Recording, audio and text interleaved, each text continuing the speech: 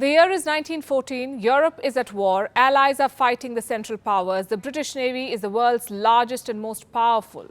Britain decides to leverage this power and starve Germany and Austria-Hungary into submission.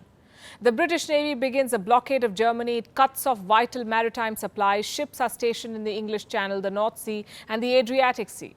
They seize all commodities bound for the Central Powers, food supplies begin running out in Germany. There's a shortage of fertilizers, grain, potatoes, meat, dairy products, even powdered milk. By 1918, some 763,000 German civilians die of starvation. This hunger blockade plays a major role in the defeat of the Central Powers. This is a story from the First World War. Times have changed, but war strategies have not. Even today, countries are weaponizing food to swing wars. Tonight, we'll tell you about these hunger games.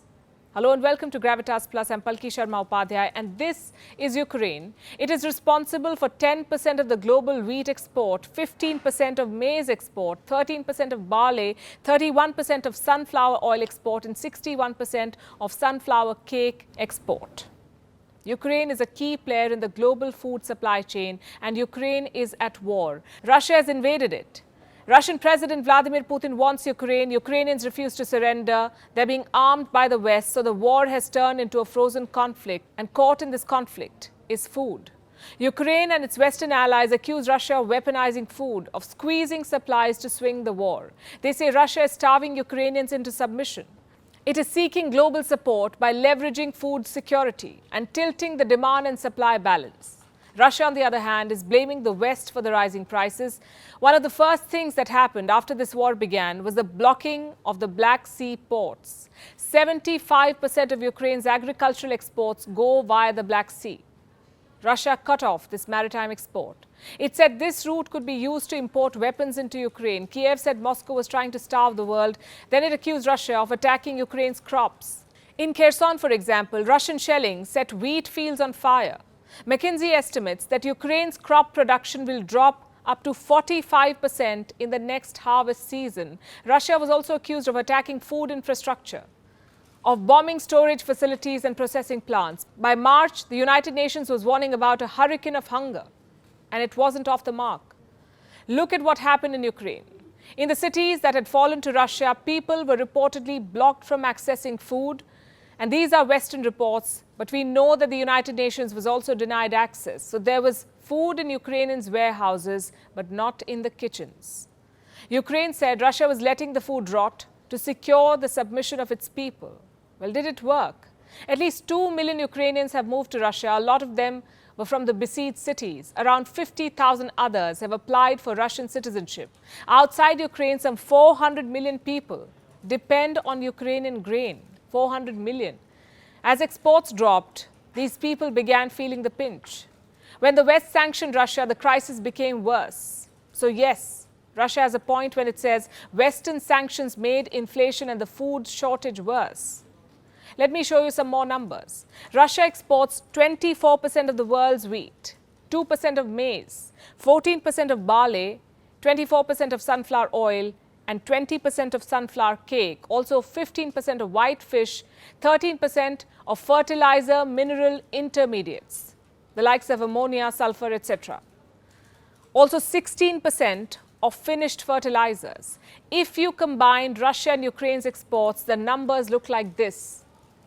Russia and Ukraine together supply 11.8% of global food calories. The war has triggered a calorie deficit. It added to Nigeria's hunger crisis. 43% of Nigerians already live below the poverty line. More than a third of Nigeria's children have stunted growth. Nigeria depends heavily on wheat from Russia, and now it is staring at a famine. Same with Somalia. It relies on Russia and Ukraine for more than 90% of its wheat imports. Look at Egypt. The traditional baladi flatbread is a staple in the country, but Egypt imports 80% of its wheat from Russia and Ukraine. The war has pushed Egypt to the edge. Lebanon, too, relies on Ukraine for over 60% of its wheat. The country is just about recovering from the Beirut blast. The 2020 explosion destroyed the wheat silos here. The Ukraine war has pushed this country into a food security crisis. In the Sahel region, the United Nations had to cut food rations for refugees by up to half. Why? Food shortage. Globally, the war has pushed food prices up by more than 12%. Russia is blaming Western sanctions for this. It also blames Ukrainian mines along the Black Sea ports. You see, Ukraine has dropped mines in the Black Sea to deter an amphibious attack by Russia. The World Food Programme says 47 million people will fall into acute food insecurity this year. Russia says it is happy to ensure safe passage of food. But it's up to Kiev to clear its ports of mines.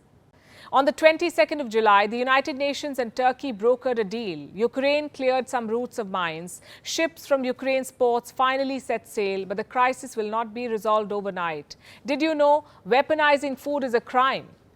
The United Nations Security Council Resolution 2417 says using starvation of civilians as a method of warfare may constitute a war crime.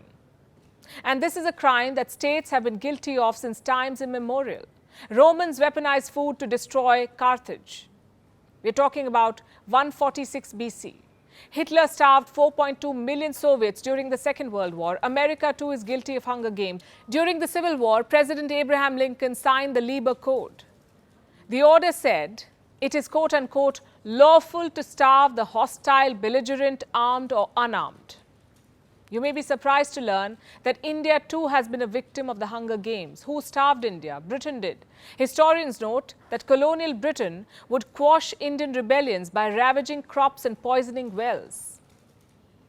It basically used hunger to command obedience. Let's look at some recent examples. Yemen. Some 17.4 million Yemenis are food insecure. That's 17.4 million in a population of 30 million.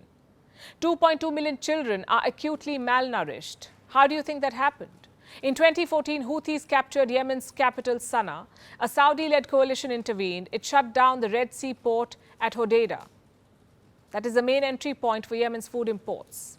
Then we have Ethiopia. It is in the middle of a war. Ethiopian armed forces are fighting in the rebel-controlled region of Tigray.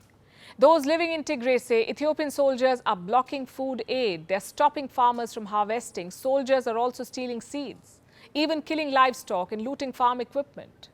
You see, food is a basic necessity for all of us. It does not matter whether you live in Yemen, Ethiopia, India or Cambodia. If you go without food, you're likely to die within 40 to 60 days.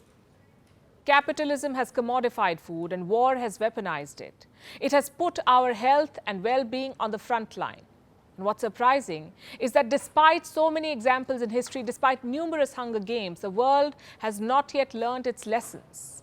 This is our world. It has 6 breadbasket regions: Canadian prairies and the US Midwest, Northwestern Europe, Southern Russia and Ukraine, Northern India, Eastern China, and Brazil and Argentina. The ongoing war in Ukraine has set one food basket on fire. The others are not quite safe either.